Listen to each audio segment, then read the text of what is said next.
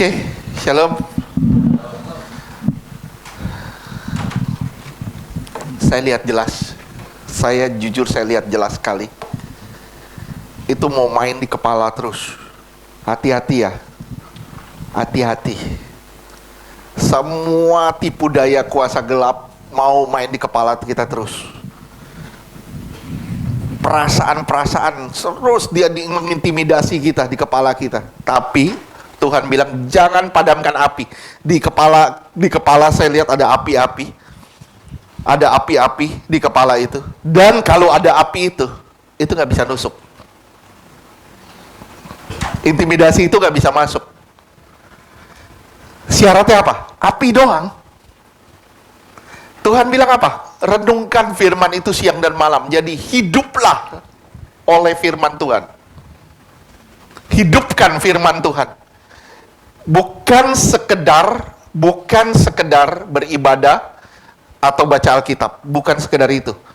Tapi gimana caranya saudara serap dia dan hidupkan dia di dalam saudara.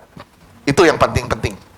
Kalau saudara sampai ke tingkat itu, saya yakin saudara ujungnya akan menang. Karena jelas tadi Tuhan bilang, jelas banget. Begitu banyak tadi nubuatan Pak Heri. Tapi yang saya ingat satu, yang saya paling ingat, karena itu yang terakhir yang Tuhan bilang, fajar sudah hampir menyingsing. Tuhan jelas bilang, fajar sudah hampir menyingsing. Ngerti dong maksudnya? Kalau fajar udah mau menyingsing, ini hari yang paling gelap. Ini hari yang paling gelap. Dan Tuhan kasih saya ayat di Efesus 6 ayat 13. Efesus 6 ayat 13. Ini kita belum masuk di khotbah ya. Efesus 6 ayat 13.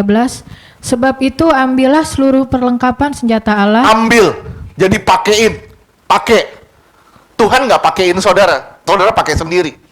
Terus? Supaya kamu dapat mengadakan perlawanan supaya kamu bisa melawan. Terus pada hari yang jahat itu, dan tetap berdiri sesudah kamu menyelesaikan segala sesuatu. Tetap berdiri. Saudara nggak jatuh. Saudara nggak roboh, tapi saudara tetap berdiri. Gimana caranya saudara bisa tetap berdiri? Simple. Pakai tuh senjata Allah. Tuhan udah siapin, tinggal kita ambil, tinggal kita pakai. Udah, selesai.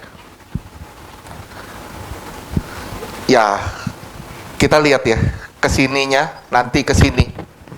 Itu akan banyak serangan di sini. Keadaan yang akan bertambah sulit, semua jadi serba sulit. Serangannya itu pasti di sini. Gimana caranya? Ada firman di sini. Otak kita terus dipenuhi dengan kebenaran, sehingga kebenaran itu terus menyala di dalam kita. Dan dia nggak bisa nyerang kita, dan kita menang. Amin. Hari ini kita akan belajar tahta kasih karunia. Tahta kasih karunia atau mercy seat atau tutup perdamaian. Mungkin ada gambarnya. Tabut.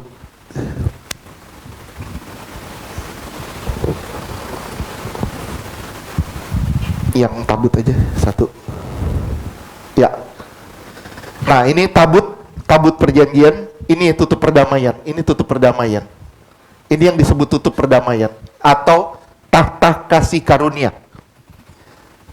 Memang semua perabot di dalam rumah suci itu melambangkan Yesus.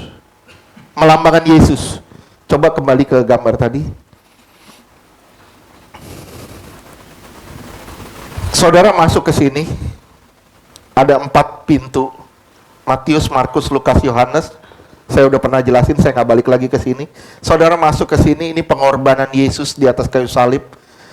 Saudara masuk ke sini, ada kelolosan basuhan, saudara dibaptis. Saudara masuk ke sini, ada 5 tiang, masing-masing 10 hasta. Ini tanda Roh Kudus. pencurahan Roh Kudus, Pentakosta, saudara masuk ke zaman gereja. Saudara masuk ke zaman gereja, saudara bertemu 3 perabot di sini. 1 kaki dian, mesbah roti sajian, ini bicara tentang firman, kaki dian ini melambangkan firman, meja roti sajian melambangkan firman juga sebagai makanan umat percaya, juga bicara soal perjamuan kudus, dan di sini mesbah ukupan. Jadi saudara masuk ke ruang suci, ini bicara tentang gereja, kehidupan gereja. Jadi ibadah yang komplit itu ada firman, ada perjamuan, dan ada doa syafaat, pujian, penyembahan. Kalau saudara masuk ke sini, baru saudara bisa ketemu Tuhan. Makanya ada nubuatan, ada Tuhan bicara, itu di sini. Saudara sadar nggak? Tadi saudara sudah masuk sampai sini. Di tabut perjanjian. Di sini Tuhan bicara. Ada komunikasi antara saudara dengan Tuhan. Ada komunikasi antara saudara dengan Tuhan. Oke, kembali ke gambar.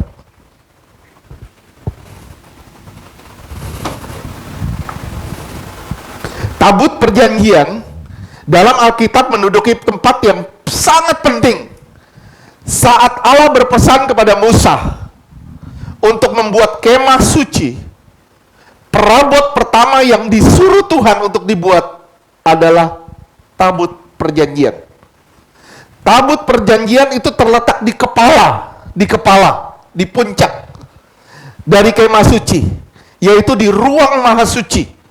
Di dalam tabut berisi 3 komponen, 3 barang, yaitu buli ini berisi dengan roti mana, buli emas berisi roti mana, ini yang berarti Yesus sebagai firman yang hidup, makanan orang-orang percaya.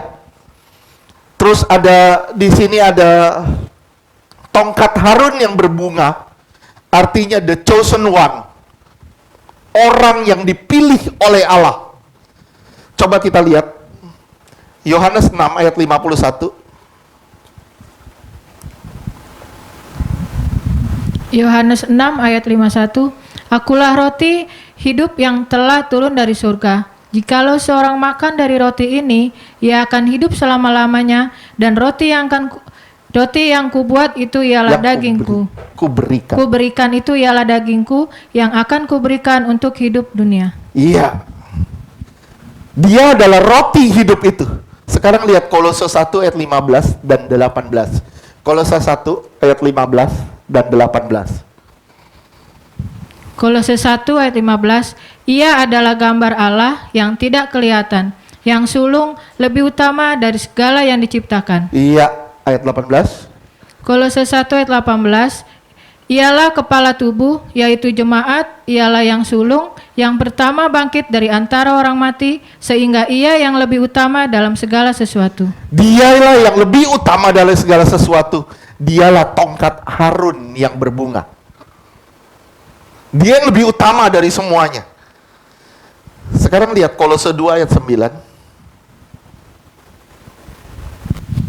Kolose 2 ayat 9. Sebab dalam dialah berdiam secara jasmania seluruh kepenuhan kealahan. Di dalam dia ada kepenuhan Allah. Ada kepenuhan Allah. Sekarang kembali ke gambar.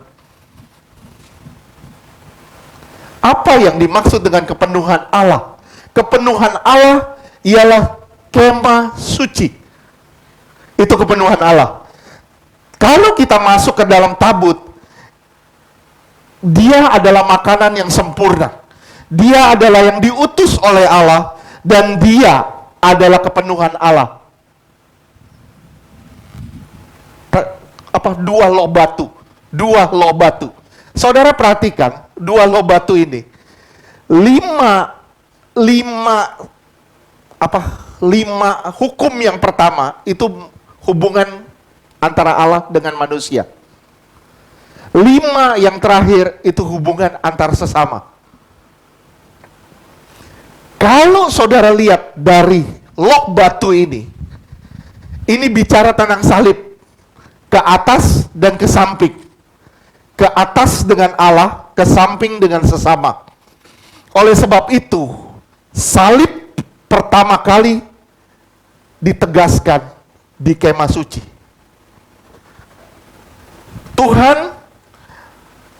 Tuhan menampakkan dirinya dalam wujud kemah itu. Oleh sebab itu, kemah ini adalah kepenuhan Allah. Dan puncaknya adalah tabut perjanjian.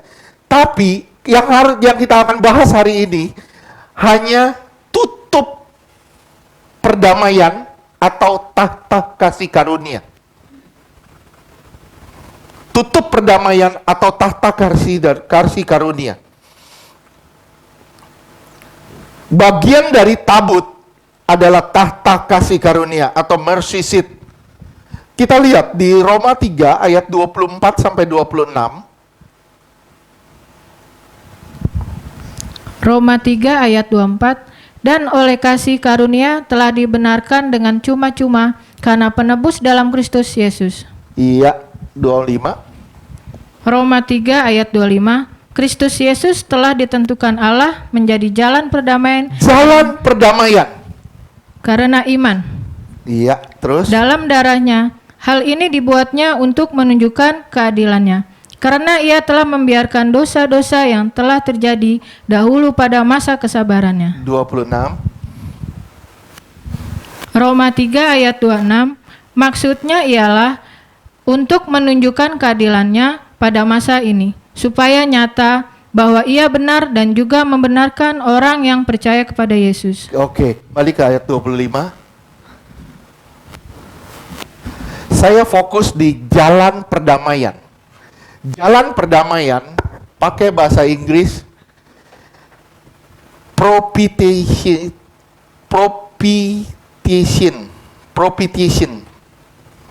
Tapi pakai bahasa Yunani hilasterion yang artinya juga tutup perdamaian atau tahta kasih karunia atau mercy seat.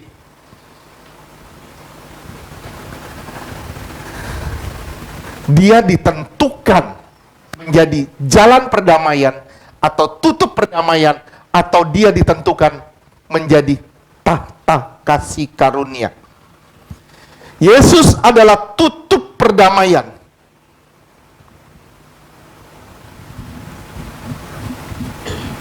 Roma 3 bicara tentang hari perdamaian yang dibahas di Imamat 16. Di Imamat 16. Lewat tutup perdamaian itu atau tahta kasih karunia itu, kita melihat pekerjaan Kristus yang sempurna. Pekerjaan Kristus yang begitu luar biasa sempurnanya buat kita semua. Saya berharap lewat sharing ini, lewat firman ini, kita benar-benar mengerti apa yang Tuhan telah buat saudara dan saya, sehingga benar-benar kita menghargai apa yang telah Dia lakukan itu. Supaya kita nggak hidup cuma-cuma lagi, atau kita nggak hidup main-main lagi, tapi kita hidup sesuai dengan kehendak Allah. Amin. Lewat tutup perdamaian itu kita melihat pekerjaan Kristus yang telah rampung. Yang pertama, Dia menyatakan kuasa membersihkan umatnya dari dosa. Yang pertama, Dia menyatakan kuasa untuk membersihkan saudara dan saya dari dosa. Imamat 16 ayat 15 dan 16. Sekali lagi saya bilang, Roma 3 yang tadi kita baca itu bicara tentang hari perdamaian yang identik sama dengan di Imamat 16 yang akan kita baca ini. Ya. Imamat 16 ayat 15. Lalu ia harus menyembelih domba jantan yang akan menjadi korban penghapus dosa bagi bangsa itu dan membawa darahnya masuk ke belakang tabir. Iya. Disembelih domba itu, dibawa darahnya masuk sampai ke belakang tabir. Terus? Kemudian haruslah diperbuatnya dengan darah itu seperti yang diperbuatnya dengan darah lembu jantan. yakni ia harus memercikan ke atas tutup perdamaian dan ke depan tutup perdamaian itu. Iya. Terus apa yang terjadi setelah dipercikan? Darah.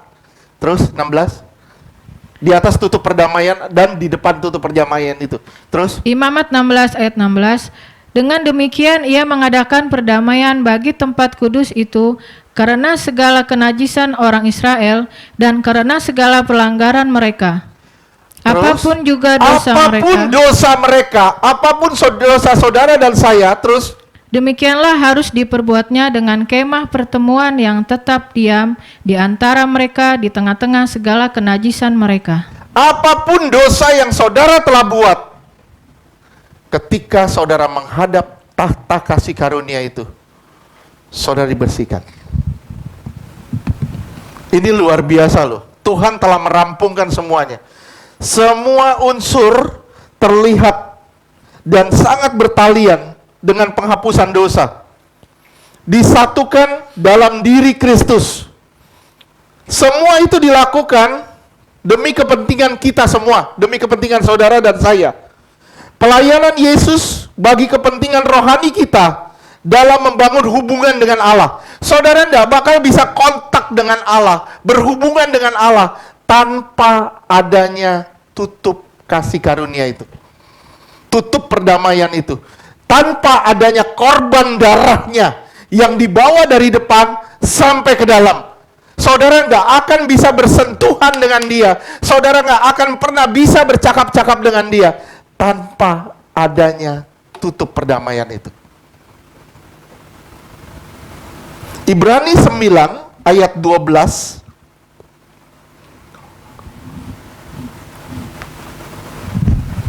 Ibrani 9 ayat 12.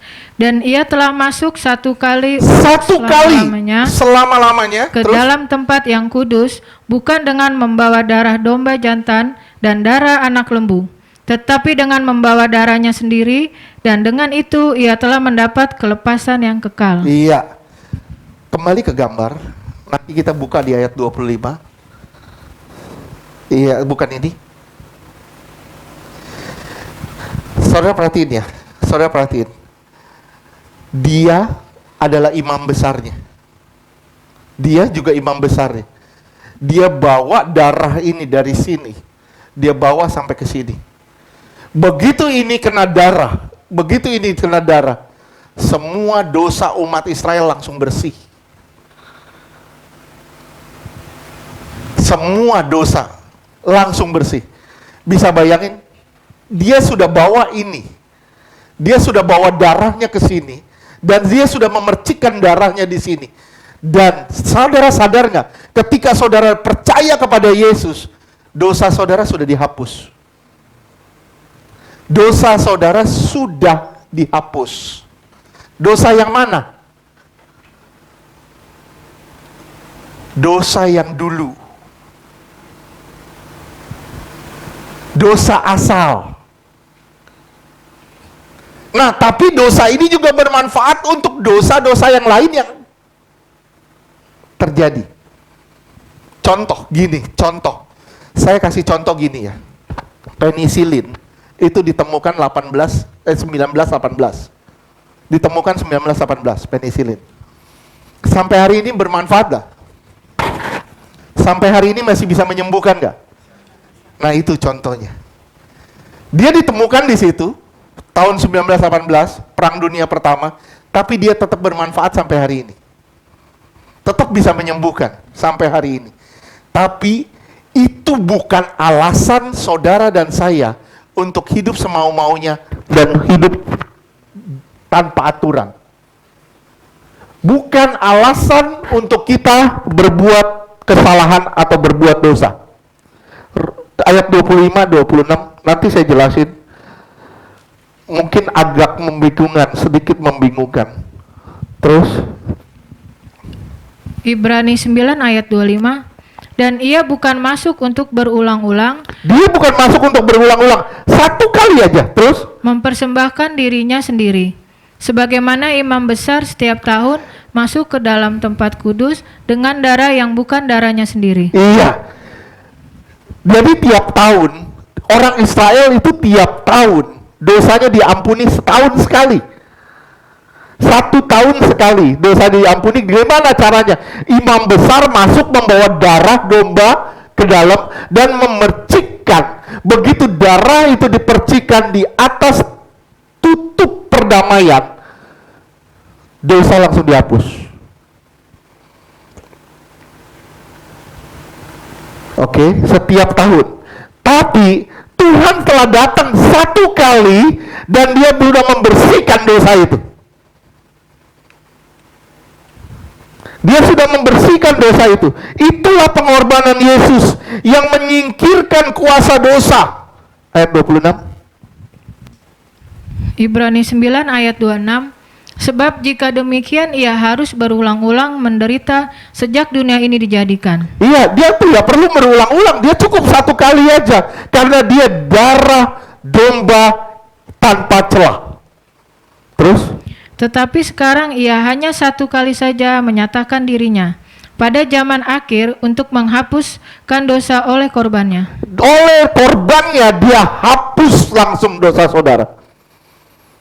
Nah, ini fungsi dari tutup perdamaian itu. Begitu tutup perdamaian itu kena darah, langsung hapus semua dosa, bersih. Jadi Yesus sebagai tutup perdamaian untuk menghapus dosa saudara dan saya. Ibrani 10 ayat 19.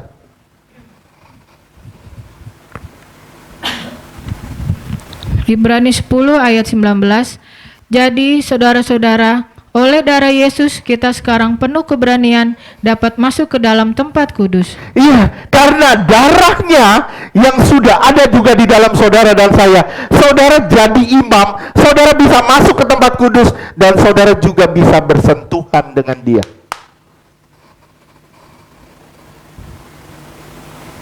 Oke. Jadi bukan hanya imam besar, tapi saudara adalah imam-imam Allah, juga bisa masuk ke sana dan saudara bisa mengalami Allah secara pribadi. Kenapa? Karena dosamu sudah dihapus. Kita dulu nggak berani masuk gitu. Siapa sih yang berani?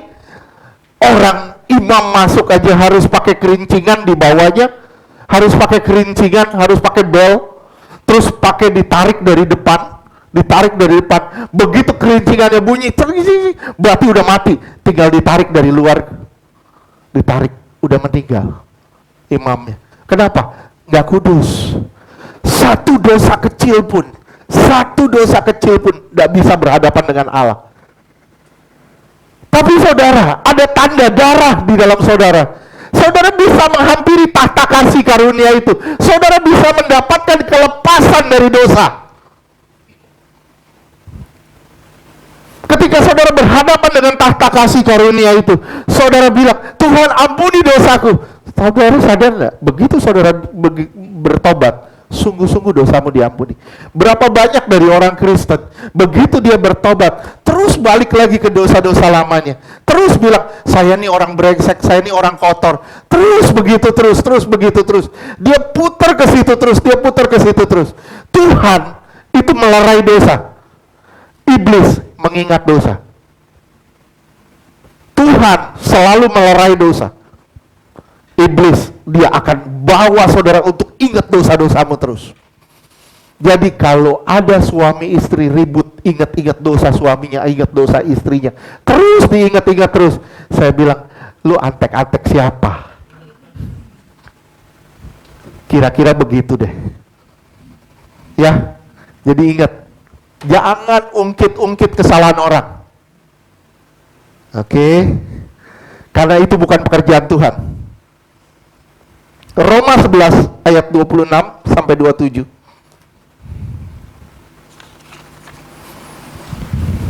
Roma 11 ayat 26.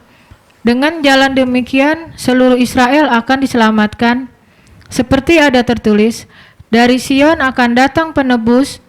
Ia akan menyingkirkan segala kefasikan daripada Yakub.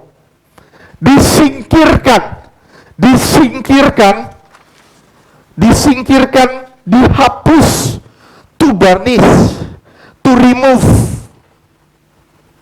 Dia singkir, dihapus semua dosa-dosanya dari Sion. Coba lihat lagi ayat 27. Roma 11 ayat 27, dan inilah perjanjianku dengan mereka apabila aku menghapuskan dosa mereka. Iya, Tuhan berjanji menghapuskan dosamu. Tapi jangan mempermainkan kasih karunia itu. Oke? Sekali lagi, saudara nggak kudus, saudara tetap nggak bisa menghampiri tahta kasih karunia. Tapi saudara punya akses untuk menghampiri tahta kasih karunia dengan cara bertobat. Oleh sebab itu di Kisah Rasul 3 ayat 26, kalau saudara bilang, bagaimana caranya dosaku dihapus? Nah, lihat, Kisah Rasul 3 ayat 26. Kisah Rasul 3 ayat 26, dan bagi kamulah pertama-tama Allah membangkitkan hambanya dengan mengutusnya kepada kamu, supaya ia memberkati kamu dengan memimpin kamu Terus masing-masing kembali Masing-masing dari kembali segala kejahatanmu. dari kejahatanmu. Oke. Jadi kalau misalnya saudara mau pergi misalnya ke Tanjung Priuk, saudara lewat Blok M, saya cuman bilang, woi salah jalan. Tanjung Priuk Jakarta Utara, Blok M Jakarta Selatan, salah jalan. Kalau saudara sadar, saudara berbalik ke jalan itu dan saudara akan sampai di tujuan. Tapi kalau saudara nggak berbalik, ya tetap saudara akan salah jalan. Jadi Tuhan mengingatkan saudara, hei kamu salah jalan, kamu balik. Kalau kamu nggak balik, itu salahmu sendiri. Bagaimana caranya? Bagaimana caranya dia menghapus, dia menyingkirkan dosa-dosa saudara? Dia membawa saudara kembali, memimpin kamu kembali dari segala kejahatanmu. Balik arah. Kalau kau nggak balik arah, sama saja. Nggak ada perubahan. Kembali, turning, to remove. Dia memimpin. Berarti saudara adalah orang-orang yang dipimpin. Tapi ada orang yang tidak mau untuk dipimpin. Penebusan, tutup perdamaian. Saya bilang ya, penebusan tidak berhenti sampai disalib. Salah kalau saudara bilang penebusan itu berhenti sampai disalib. Kurang tepat. Penebusan harus berhenti sampai saudara naik di atas kayu salib. Kira-kira paham nggak? Penebusan rampung benar di atas salib. Rampung di atas salib. Tapi belum rampung kalau saudara nggak mati bersama dengan dia. Belum rampung kalau saudara belum ambil salib itu, salib dia jadi salib saudara. Itu belum rampung. Belum rampung kalau saudara belum naik ke atas salib itu dan mati bersama dengan dia. Itu belum rampung. Jadi bagaimana caranya saudara kembali? Saudara dihapus dosanya.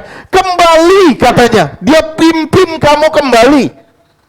Oleh sebab itu saya ulang sekali lagi. Penebusan tidak berhenti pada peristiwa penyalipan. Tapi sebenarnya penebusan itu memimpin atau menuntun kita kembali ke jalan Tuhan sampai kita pikul salib dan kita mati bersama dengan dia di atas kayu salib. Sampai sini ngerti dah? Ngerti gak sih? Ngerti ya? Itu fungsi dari tutup perdamaian pertama. Dia menghapus dosa. Ketika dia kena darah, langsung bersih semua dosa. Dosa orang Israel. Tapi gimana caranya dosaku dihapus? Kamu harus ambil salibnya jadi salibmu. Kamu harus pikul salibnya sampai kau mati bersama dengan dia. Penebusan adalah jalan yang ditunjuk Allah untuk membawa saudara dan saya kembali pada kalik Allah. Sekali lagi, penebusan adalah jalan yang ditunjuk Allah untuk membawa saudara dan saya kembali pada kalik Allah. Bukan berhenti sampai disalib. ini kesalahan. Tapi berhenti sampai saudara mati dia bersama dengan dia di kayu salib. Wah, kalau berhenti sampai disalib aja, saudara masih enjoy dengan dosa. Saudara masih menikmati dosa dan seakan-akan itu sah. Paham gak sih? Paham ya? Saya harap saudara paham.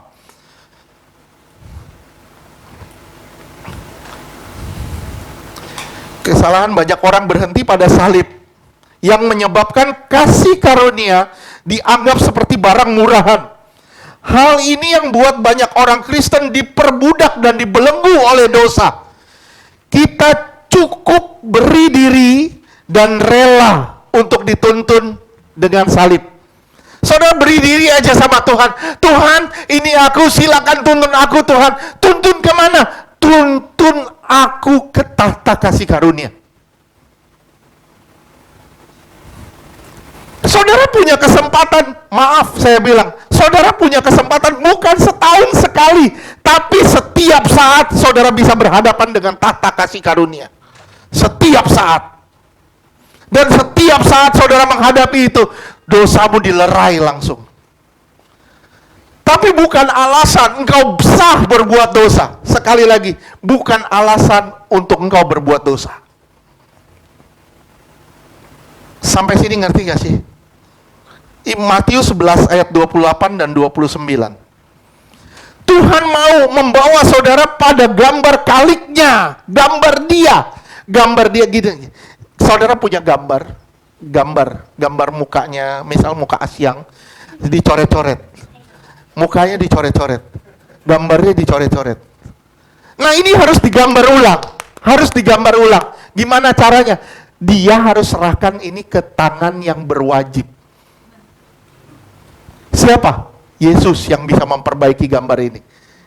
Gimana caranya? Nanti Tuhan arahin. Gimana caranya gambar ini muncul lagi, gambar Yesus ini muncul lagi di dalam Asyang. Gimana caranya? Tuhan akan tuntun Asyang kepada gambar Yesus lagi. Susah. Memang susah. Tapi Asyang diberi akses untuk masuk terus ke dalam tahta kasih karunia. Dia masuk terus ke sana. Kenapa? Karena di sana dosamu dilerai. Bukan cuma dosamu ditebus, tapi engkau juga dibawa kembali ke jalan yang benar. Oke. Matius 11 ayat 28 29. Makanya Tuhan ngomong begini sama saudara, sama saya. Terus Matius 11 ayat 28. Marilah kepadaku semua yang letih, lesu, dan berbeban berat, aku akan memberi kelegaan kepadamu. Ya, mari semua yang lagi letih lesu, yang ada beban berat, mari semua. Yang dimaksud beban berat apa? Saya bilang sama saudara, tidak ada beban yang lebih berat daripada dosa. Saya ulang, saudara mau punya beban. Aduh, utangku banyak. Saya bilang, tidak sebanyak, utangmu banyak, itu tidak menghalangi engkau masuk surga loh. Betul gak? Utangmu banyak, itu nggak menghalangi engkau masuk surga. Tapi dosamu banyak, itu yang menghalangi engkau masuk surga. Makanya yang Tuhan bilang, letih lesu di sini dan beban berat. Beban itu adalah dosa. Terus? Matius 11 ayat 29. Pikulah kuk yang kupasang. Jadi dikasih kayu, balok di pundak kita. Dan Tuhan bilang gini, pikul ini, supaya apa? Supaya aku bisa ngarahin kamu. Ngarahin kamu kemana? Kembali ke jalanku, kata Tuhan. Jalannya kemana? Ke tahta kasih karunia. Paham nggak? Nah, oleh sebab itu dibilang di sini, pikulah kuk yang kupasang dan belajarlah daripadaku, karena aku lemah lembut dan rendah hati, dan jiwamu akan mendapat ketenangan. Kamu akan get rest bersama dengan Dia. tidak ada beban yang lebih berat daripada dosa. Saudara mau bilang, waduh saya banyak masalah, saya banyak pergumulan, saya banyak ini, banyak ini. Tidak sebanyak dosa. Dosa akan membawamu pada kematian kekal. Dan Tuhan bilang gini, Tuhan seakan-akan ngomong sama kita begini, pikul ya kuk ya, pikul ya salibku ya, pikul ya, supaya apa? Supaya aku bisa ngarahin kamu. Kalau kamu nggak ada beban salib di pundakmu, engkau akan liar. Saya ibaratnya gini, ada kerbau bajak, ya, kerbau bajak. Kerbau ini ditaruh beban di pundaknya. Supaya apa? Supaya bisa diarahin. Nah, kerbau yang ditaruh beban ini biasanya tidak liar. Tapi begitu dilepas bebannya, itu akan liar. Dia lari sana, lari sini. Dia bikin ulah ke sana, bikin ulah ke sini. Kenapa? Karena nggak ada bebannya. Nah, berapa banyak orang Kristen hari ini begitu liar. Kenapa? Karena bukti tidak ada salib di pundaknya. Kalau ada salib di pundaknya, pasti orang Kristen teratur. Sekali lagi, kalau ada salib di pundak orang Kristen, pasti teratur. Oke, jadi fungsi tahta kasih karunia yang pertama adalah melepaskan dosa. Fungsi yang kedua, membawa hadirat Allah. Membawa hadirat Allah. Gambar.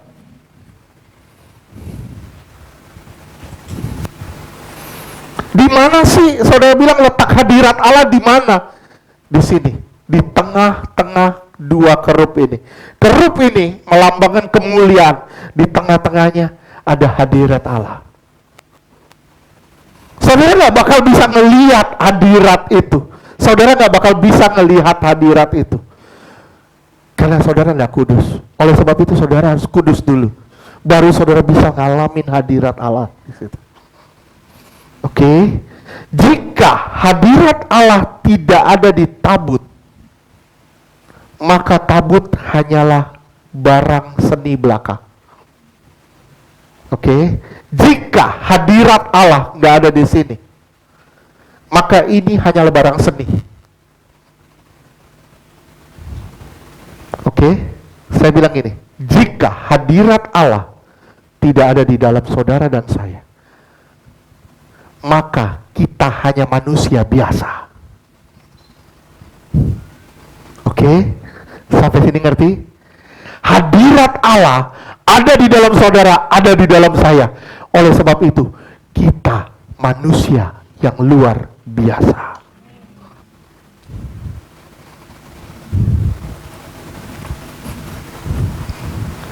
Karena tutup perdamaian dipenuhi hadirat Allah, maka kemah suci beri manfaat bagi orang percaya.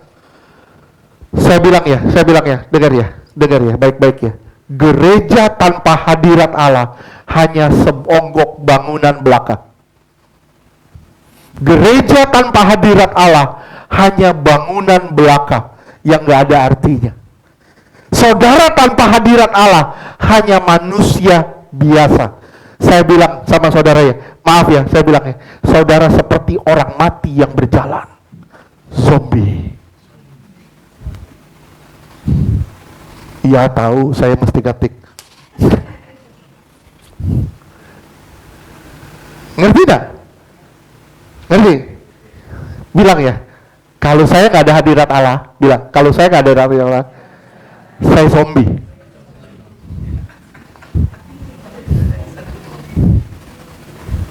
Apa artinya kita tanpa hadirat Allah? Betul nggak? Sekarang lihat di 1 Samuel 4 ayat 21-22 kalau nggak salah. 1 Samuel 4 ayat 21, ia menamai anak itu Ikabod. Katanya, telah lenyap kemuliaan dari Israel, karena tabut Allah sudah dirampas dan karena mertuanya dan suaminya. Iya, dua-dua Ikabod. Yang satu ikadot, yang satu buyuk. Terus 1 Samuel 4 ayat 22 katanya, telah lenyap kemuliaan dari Israel sebab tabut Allah telah dirampas. iya, lihat ya. Jadi di Silo, ceritanya di Silo. Orang Israel lagi bertempur. Orang Israel kalah. Dia bawa tabut ya dari Silo. Dia bawa tabut ya. Orang lawannya, waduh, ketakutan. Hei, Allah sudah datang. Padahal di tabut itu tidak ada Allah sudah. Kenapa? Karena orang Israel sudah hidup semau-maunya. Di sini itu sudah tidak ada Allah. Di tutup perdamaian itu sudah tidak ada hadirat Allah. Akhirnya apa? Tabut Allahnya dirampas, dibawa ke Filistin. Ditaruh di kuil Dagon. Nggak ada manfaatnya. Sekali lagi tidak ada manfaatnya. Betul? Saya bilang sama diri saudara sendiri, saya tanpa hadirat Allah tidak bermanfaat loh. Saya tanpa hadirat Allah tidak bermanfaat. Buat apa saya cuap-cuap di sini kalau nggak ada hadirat Allah? Nggak ada artinya firman tanpa hadirat Allah. Oleh sebab itu, seorang pembicara harus punya hubungan intim dengan Allah. Harus.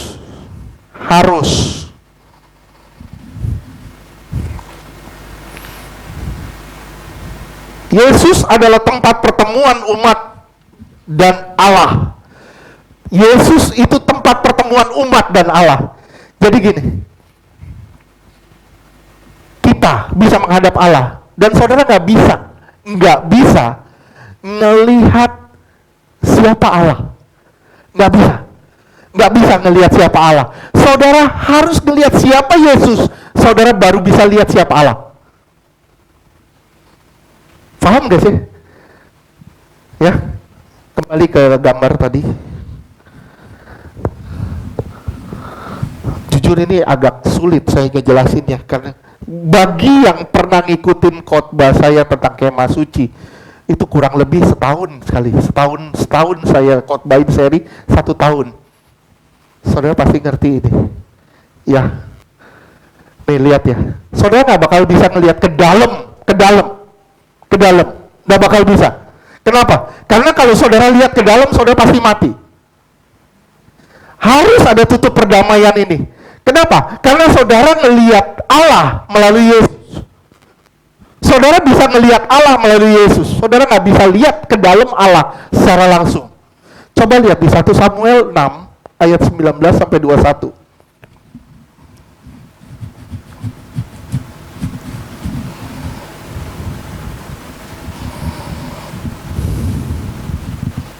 Satu Samuel 6 ayat 19.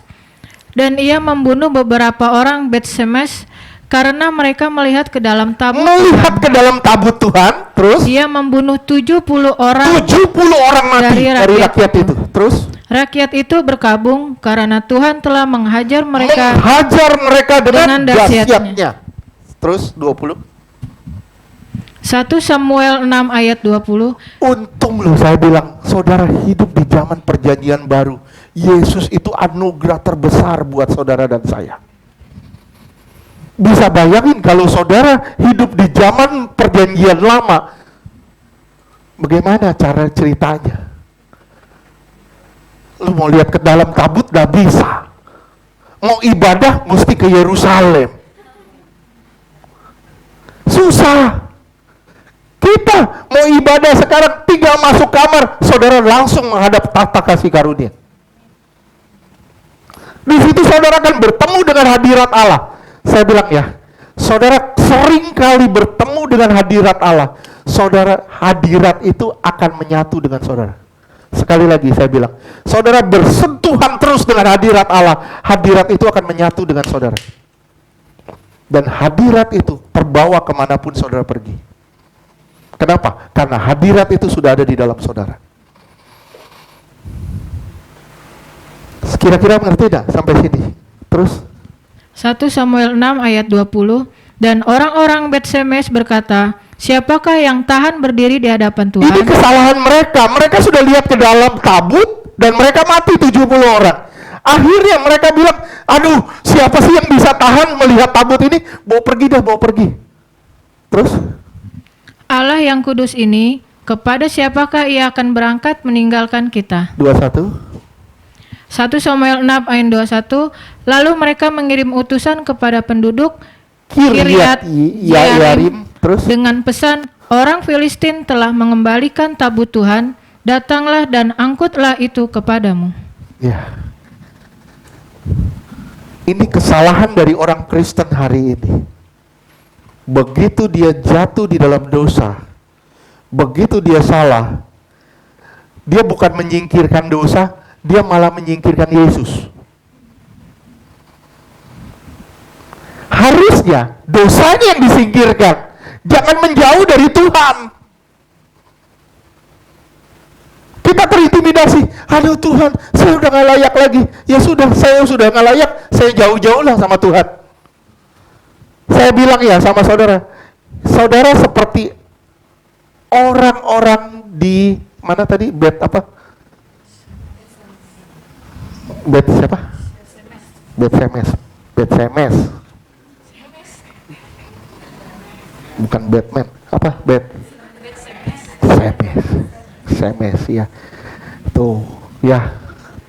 Seperti, dan orang-orang di Bed Semes. Ya. Kita kayak begitu. Begitu kita bersalah, bukan dosa yang kita singkirkan, Yesus yang kita singkirkan. Kita mulai ngejauh dari Tuhan. Tuhan, saya nggak layak, saya jauh, saya nggak jauh. Tuhan, saya menyingkir dulu ya Tuhan. Saya nggak mau lagi deket-deket. Ini saya nggak mau. Itu salah. Tuhan mau saudara dekat sama Dia, kembali ke jalan Dia. Itu yang Tuhan mau. Lewat tutup perdamaian itu, Dia membawa hadirat Allah di tengah-tengah kita. Dia hidup di dalam saudara, Dia hidup di dalam saya. Jadi hadirat itu harusnya ada di dalam saudara, harusnya ada di dalam saya. Amin. Matius 1 ayat 21-23. Matius 1 ayat 21, ia akan melahirkan anak laki-laki dan engkau akan menamakan dia Yesus. Karena dialah yang akan menyelamatkan umatnya dari dosa mereka. Iya, yang pertama ini menyelamatkan umatnya dari dosa. Terus lanjutkan. Matius 1 ayat 22, hal itu terjadi supaya genaplah yang difirmankan Tuhan oleh Nabi. 23. Matius 1 ayat 23, sesungguhnya anak darah itu akan mengandung dan melahirkan seorang anak laki-laki, dan mereka akan menamakan dia Immanuel. Yang berarti Allah menyertai yang kita. ada di dalam kita. God inside me. Hadirat Allah ada di dalam saudara, ada di dalam saya. Kalau hadirat Allah ada di dalam saudara, di dalam saya, ini luar biasa ya. Saudara akan jadi berkat bagi banyak orang dimanapun saudara berada. Betul, pasti saudara pasti jadi berkat. Ucapanmu jadi berkat, perbuatanmu jadi berkat. Apapun yang kamu lakukan jadi berkat bagi orang lain. Ya, keselamatan terjadi karena keberadaan hadirat Allah. Tanpa hadirat Allah, percakapan hanya buang-buang waktu saja. Oleh sebab itu penting bagi saudara dan saya bersentuhan terus dengan tutup perdamaian, dengan hadirat Allah. Kalau saudara terus bersentuhan dengan hadirat Allah, maka hidupmu dipenuhi dengan hadirat Allah dan hidupmu menjadi berkat bagi orang lain. Lewat hadirat Allah, kita dibawa pada pertobatan yang berkesinambungan. Sekali lagi, lewat hadirat Allah, saudara dibawa pada pertobatan yang berkesinambungan. Efesus 3 ayat 12.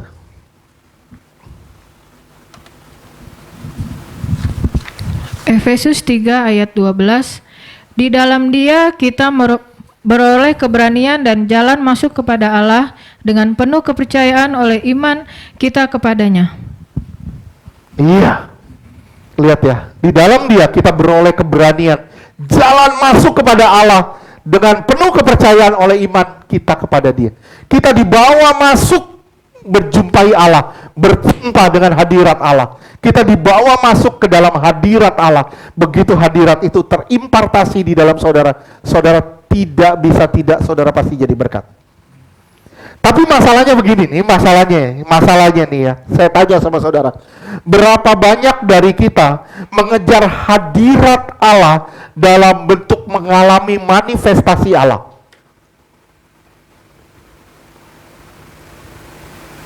Kita kejar hadirat. Wih, luar biasa loh. Ini ada hadirat Allah di sini. Kita kejar. Kenapa? Kita mau ngalamin manifestasi. Lah.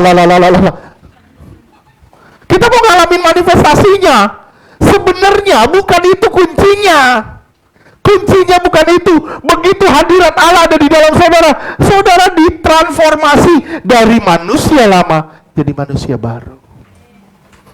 Itu kuncinya. Salahnya di mana? Salahnya di mana? Ketika salah kalau saudara mengejar manifestasi hadirat Allah. Harus yang kita kejar adalah perubahan hidup kita lewat hadirat Allah. Gimana caranya saya masuk dalam hadirat ini dan hidupku berubah? Bukan perkataanmu yang berubah. Dari la jadi bukan itu. Tapi gimana caranya saudara berubah, hidupmu berubah? Firman Tuhan bilang ini, percuma kamu punya bahasa malaikat yang hebat-hebat, percuma. Kalau hidupmu tidak berubah, percuma. Hadirat Allah yang bisa mengubahnya. Kejar itu. Gimana caranya? Saudara bukan hanya tinggal di dalam hadirat ketika saudara masuk ke gereja, diam di gereja, saudara angkat tangan nyembah Tuhan. Bukan itu kuncinya. Bukan itu intinya. Saudara ngalamin Tuhan setiap hari dalam hidup saudara, dan saudara ngalamin perubahan dalam hidup saudara. Sampai sini paham nggak? Jadi saudara, dosamu diampuni lewat tutup perdamaian. Yang kedua, engkau punya akses yang pertama untuk masuk ke dalam hadirat Allah, masuk berjumpai Allah. Yang kedua, engkau punya hadirat Allah. Kalau engkau nggak punya hadirat Allah, engkau seperti orang mati berjalan. Engkau sama dengan zombie. Oke? Yang ketiga, tutup perdamaian itu membawa firman Allah. Membawa firman Allah. Bilangan 7 ayat 89. Maaf.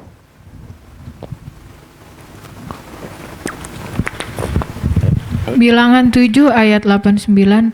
Apabila Musa masuk ke dalam kemah pertemuan untuk berbicara dengan dia, maka ia mendengar suara yang berfirman kepadanya dari atas tutup perdamaian. Iya, dari atas tutup perdamaian dia bicara. Sekali lagi, dari atas tutup perdamaian dia berbicara. Jadi fungsi yang ketiga, membawa firman Allah. Terus? Yang di atas tabut hukum Allah. Dari antara kedua kerup itu, demikianlah ia berfirman kepadanya. Iya, ia berfirman kepadanya. Yesus adalah Allah yang hidup. Ayat ini menyatakan dia Allah yang hidup dan dia adalah Allah yang berkomunikasi.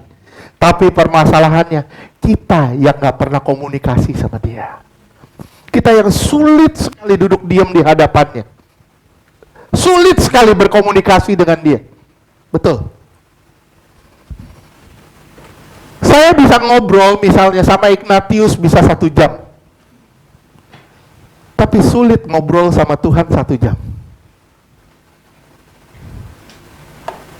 Oke. Saya dulu pernah ngomong gini.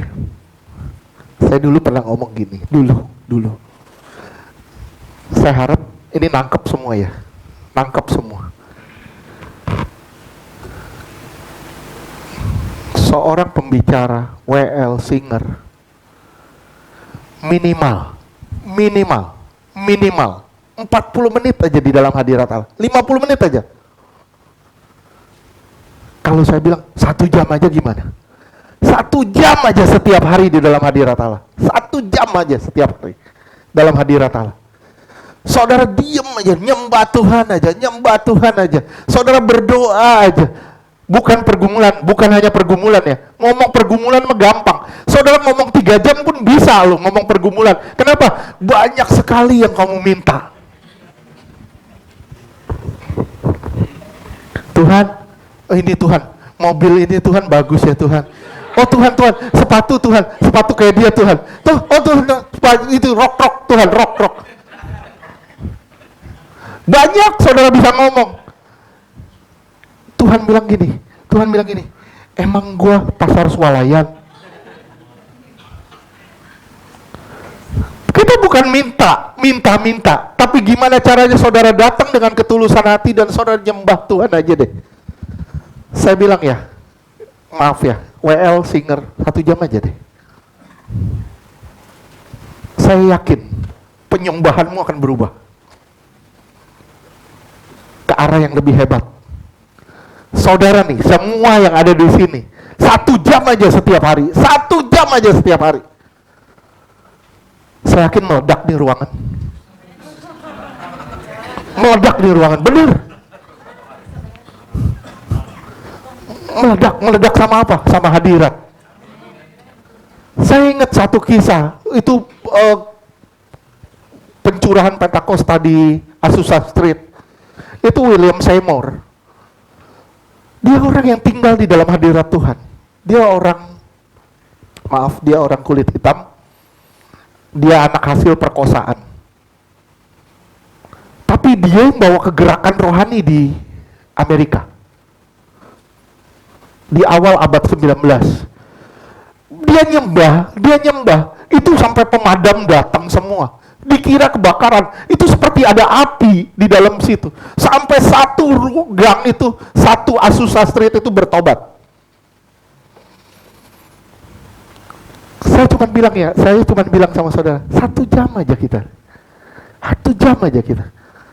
Lihat deh minggu depan. Semua di sini, 1 jam aja. Ngapain? Tidur. 1 jam aja, tipe tangan, tutup mata, mulai nyembah Tuhan. I worship you. Sudah nyembah Tuhan aja. Wah, kepada Dharma nyembah 1 jam itu. Waduh, saya bilang kapal bisa bertobat loh. 1 kapal bertobat loh. Saya ingat satu kisah, ini benar, satu kisah. Smith Wigglesworth, dia bilang dia 1 hari 17 jam di dalam hadirat Tuhan. 1 hari 17 jam. Bisa bayangin, nggak ada kerjaan lain, doa terus. 1 hari. Itu cuma bisa dilakukan sama orang yang jatuh cinta sama Tuhan. Jatuh cinta sama Tuhan. Mau membangun jatuh cinta sama Tuhan itu sulit. Saya jatuh cinta sama Karen, bawanya pengen ketemu terus. Itu jatuh cinta kayak gitu. Seperti orang merindukan fajar pagi. Seperti penjaga merindukan fajar pagi, itu jatuh cinta. Bawaannya pengen ketemu aja. Ayo dong, temuan. Enggak, gua nggak ada ongkos.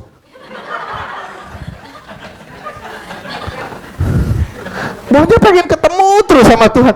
Tuhan pengen ketemu, cinta banget sama Tuhan. Itu yang Tuhan mau sebenarnya. Itu loh yang Tuhan mau. Dia Allah yang hidup, dia bisa komunikasi. Saya bilang sekali lagi, saya dorong nih saudara semua di sini, dan saya tahu semua di sini ini pendoa. Semua di sini ini pendoa. Saya berani ngomong gini kenapa? Sana saya dikonfirmasi sama Tuhan. Saya mau ngomong takut salah. Ada nggak usah deh.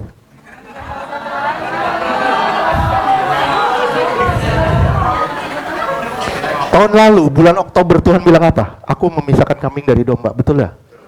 Betul ya? Yang tidak sepakat tidak bisa ada di sini. Tuhan akan singkirkan semuanya yang tidak sepakat. Bulan apa? Oktober. Dari Oktober Tuhan udah ngomong. Kenapa? Karena Tuhan cari orang yang sepakat. Dan kesepakatan itu akan membawa api yang besar, kata Tuhan. Dan inilah yang sepakat. Dan Tuhan akan membawa kita pada satu kegerakan yang besar. Saya yakin Tuhan akan bawa kita pada satu kegerakan. Tapi gimana caranya? Saudara 1 jam aja di dalam hadirat Tuhan. Setiap hari. Ya, waduh, luar biasa loh. Ibu Wati 1 jam aja tiap hari. Itu dia naik kereta 1 gerbong bertobat loh.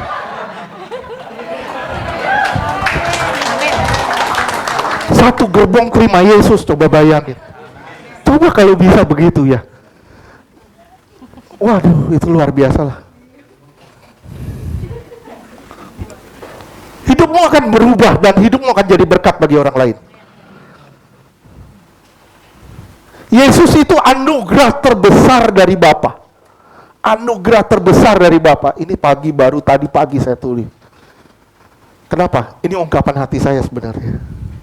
Yesus itu anugerah terbesar dari Allah buat kita semua. Ibrani 10 ayat 16.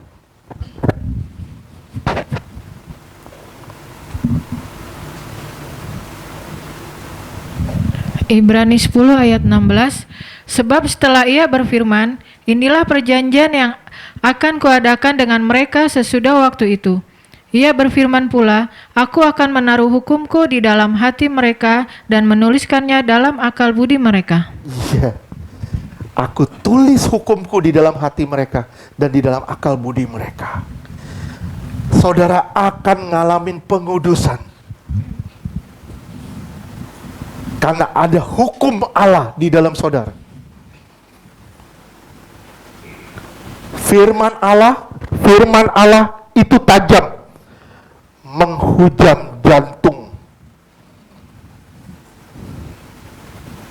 Orang yang tolak firman Allah dan rasa firman itu menghakimi adalah orang yang kurang komitmen sama Allah.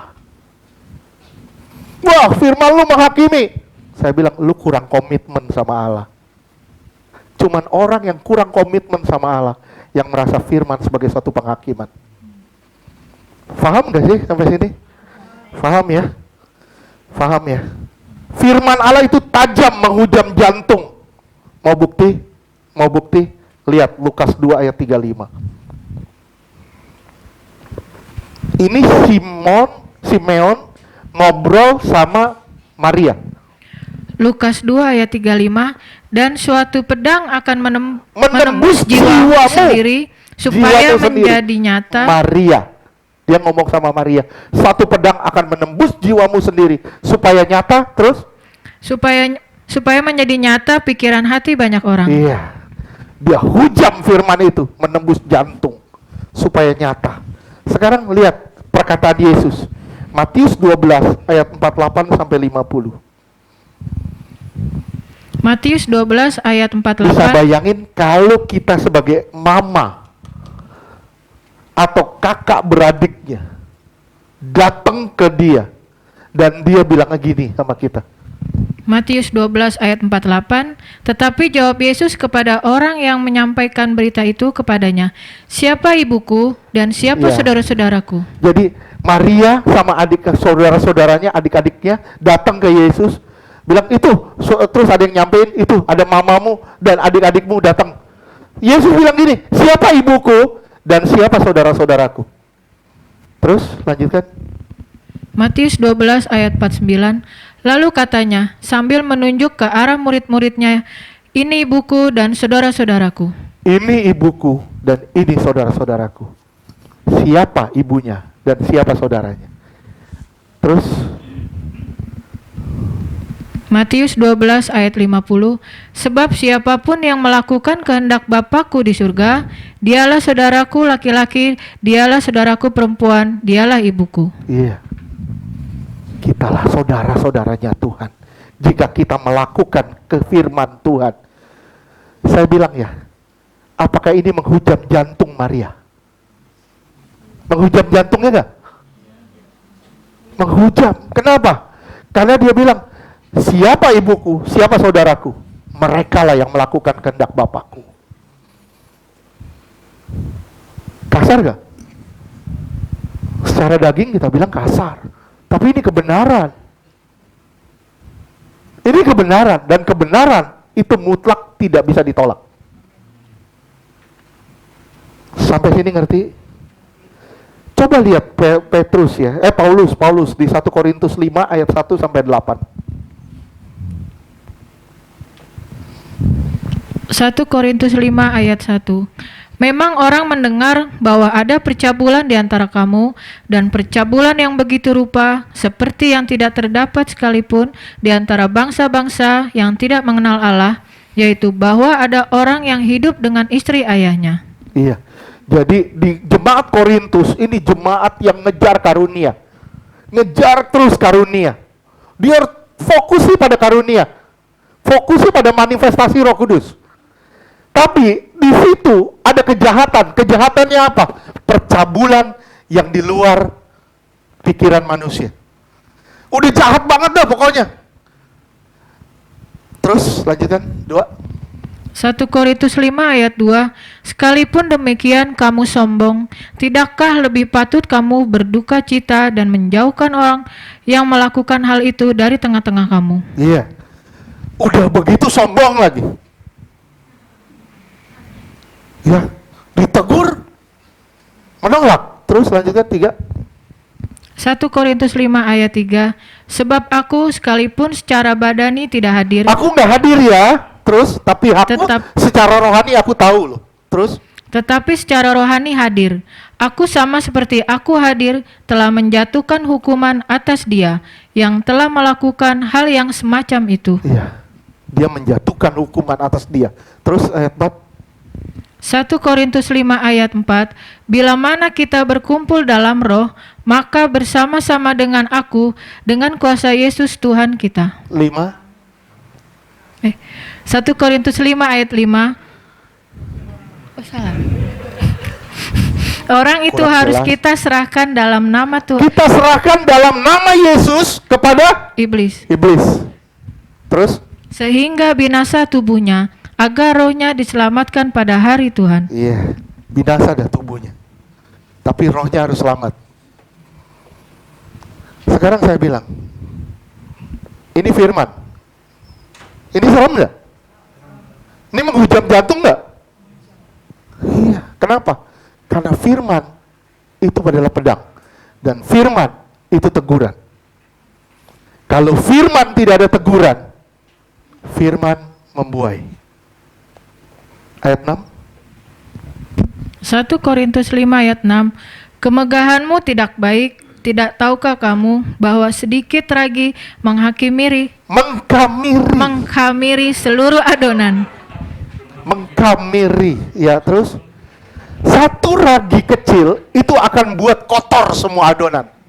Terus, 1 Korintus 5 ayat 7. Buanglah ragi yang lama itu supaya kamu menjadi adonan yang baru. buang dong kotoran-kotoran lama itu supaya adonannya jadi baru. Terus, Sebab kamu memang tidak beragi. Sebab anak domba Paskah kita juga telah disembelih, yaitu Kristus. iya. Terus 8. 1 Korintus 5 ayat 8. Karena itu marilah kita berpesta. Ayo dong kita pesta, bukan dengan ragi lama. Terus, Bukan pula dengan ragi keburukan dan kejahatan, tetapi dengan roti yang tidak beragi, yaitu kemurnian dan kebenaran. jadi Paulus cuma bilang gini, kalau kamu mau bangga, banggalah bukan karena kamu sempurna di dalam dosa, tapi banggalah karena kamu sempurna di dalam Tuhan. Bangga kalau kamu sempurna di dalam Tuhan. Hanya firman Allah yang bisa mengubah kita. Amin. Kalau saudara ditegur sama firman, relakan dirimu untuk ditegur. Kalau engkau nggak rela, berarti engkau kurang komitmen. Oke. Yang keempat, tutup perdamaian atau tahta kasih karunia. Itu melambangkan Yesus yang artinya dia menjadi pengantara atau pendoa syafaat saudara dan saya. Ibrani 7 ayat 25. Ibrani 7 ayat 25. Karena itu ia sanggup juga menyelamatkan dengan sempurna Dia sanggup selamatkan kita semua. Terus, semua orang yang oleh dia datang kepada Allah. Sebab ia hidup senantiasa untuk menjadi pengantara mereka. dia hidup menjadi pengantara saudara dan saya, menjadi pensyafaat kita. Sadar nggak sih, Aci misalnya, kamu ada yang lagi syafaatin kamu. Sadar nggak? Siapa? Yesus lagi berdoa buat kamu. Supaya apa? Supaya kita kedapatan sempurna semua. Ibrani 5 deh. Ibrani 5 ayat 7 sampai 9. Ya. Ibrani 5 ayat 7. Dalam hidupnya, ini Yesus ya.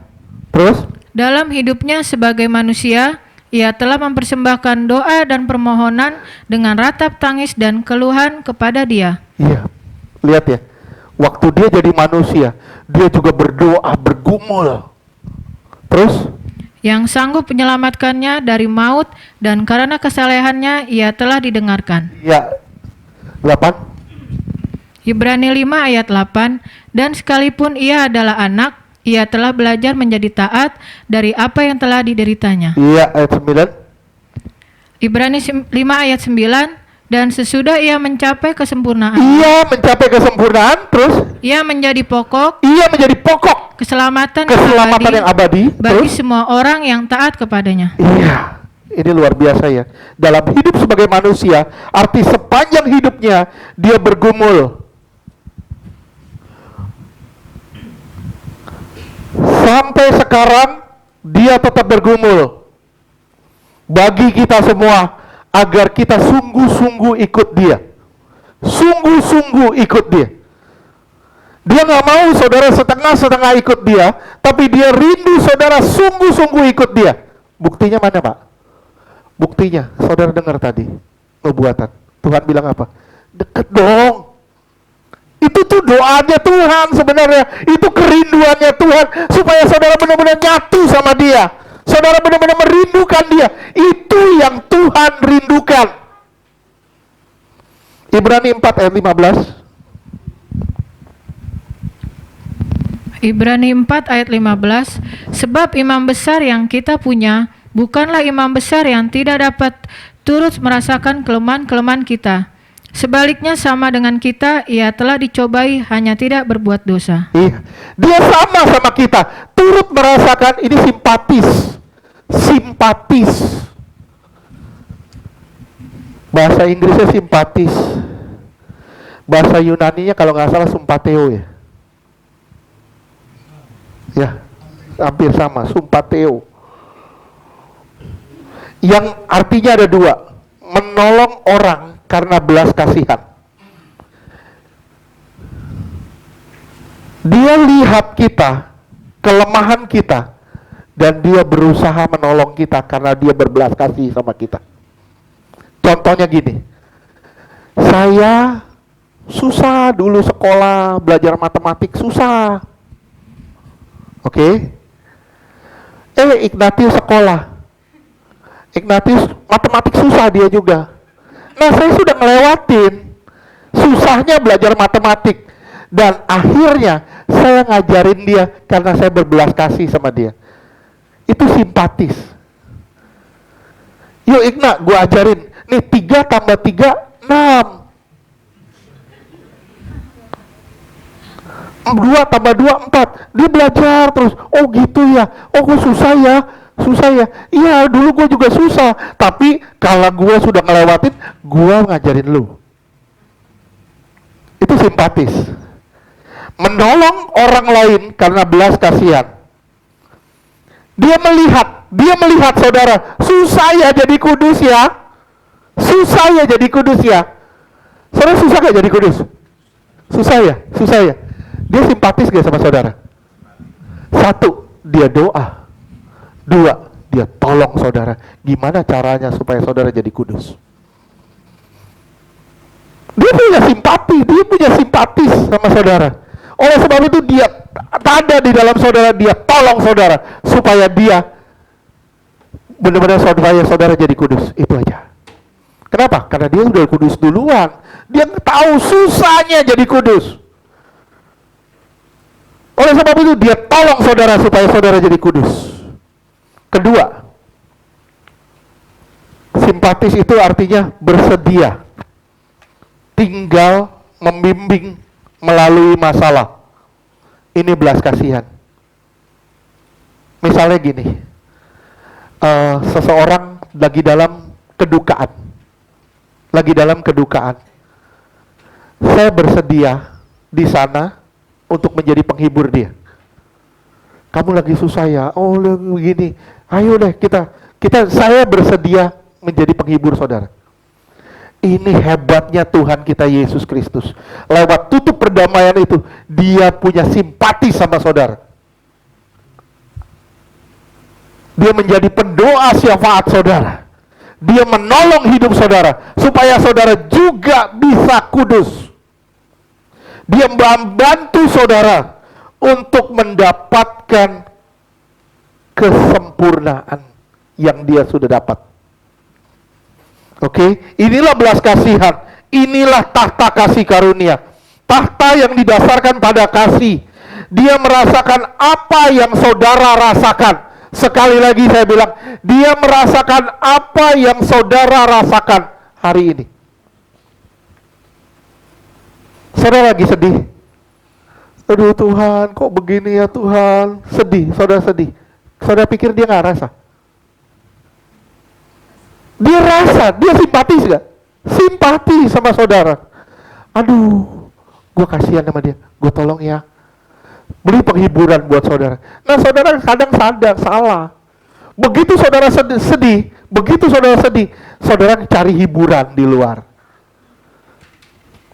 Makan, nonton, pulang sedih lagi. Nggak bisa. Sekali lagi saya bilang ya, kesedihan nggak bisa dilerai dengan kenikmatan dosa, nggak bisa. Pasti kembali sedih lagi. Kesedihan hanya bisa dilerai ketika saudara datang ke tahta kasih karunia dan saudara mendapatkan kelegaan dari Tuhan. Saudara baru bisa dilerai kesedihannya.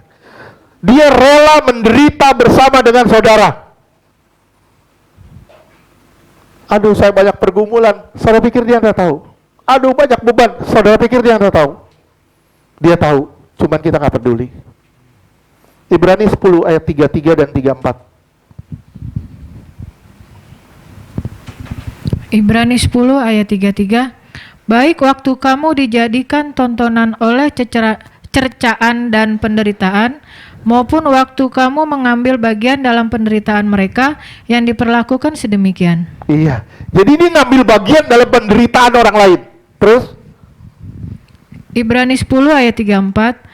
Memang kamu telah turut mengambil bagian dalam penderitaan orang-orang hukuman, dan ketika harta kamu dirampas, kamu menerima hal itu dengan sukacita, sebab kamu tahu bahwa kamu memiliki harta yang lebih baik dan yang lebih menetap sifatnya. Iya. Kamu punya aset yang lebih baik di sana. Itu yang harus kamu kejar.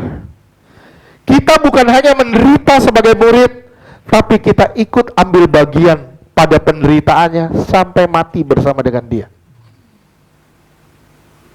Sampai sini ngerti? Dia ada Allah yang penuh belas kasih. Dia membersihkan kita dari dosa-dosa kita. Lewat hadiratnya dia memimpin kita kepada kebenaran, yaitu firman Allah. Dia menuntun kita, dan yang lebih hebat lagi, dia peduli sama kita. Dia terus bersyafaat bagi saudara, dan dia bisa merasakan apa yang saudara rasakan. Dan luar biasanya lagi, dia menghibur saudara ketika saudara sedang susah. Percayalah, hari ke depan bukan hari-hari yang enak, yang baik. Tapi percayalah, kita punya imam besar yang turut merasakan apa yang kita rasakan. Kita punya imam besar yang terus bersyafaat bagi kita. Kita punya imam besar yang membasuh dosa-dosa kita. Kita punya imam besar yang hidup di dalam kita. Dan hadiratnya membawa kita pada kelegaan demi kelegaan. Amin.